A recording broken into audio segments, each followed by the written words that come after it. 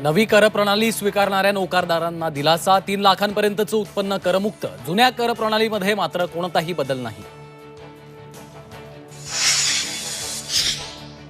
पुढील 5 वर्षात 1 कोटी तरुणांना टॉप 500 कंपन्यांमध्ये इंटर्नशिप. विद्यार्थ्यांना सवलतीच्या दरात 7.5 लाख रुपयांचं कर्ज. बजेटमध्ये तरुणांवर घोषणांचा पाऊस. कृषी क्षेत्राच्या विकासासाठी केंद्र सरकारकडून 1.52 लाख कोटींची तरतूद. नैसर्गिक शेतीला प्राधान्य. शेतकऱ्यांसाठी डिजिटल प्लॅटफॉर्म उभारणार. शेतकऱ्यांना सरसकट कर्जमाफी नाहीच.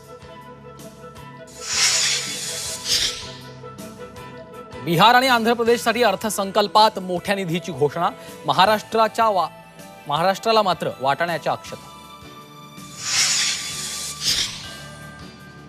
अर्थसंकल्प सादर होताच शेअर बाजारात मोठी पडझड. सेन्सेक्स 1000 अंशांनी कोसळला. निफ्टीमध्ये 240 अंकांची घसरण.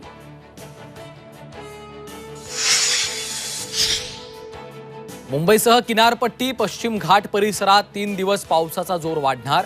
हवामान खात्याचा अंदाज.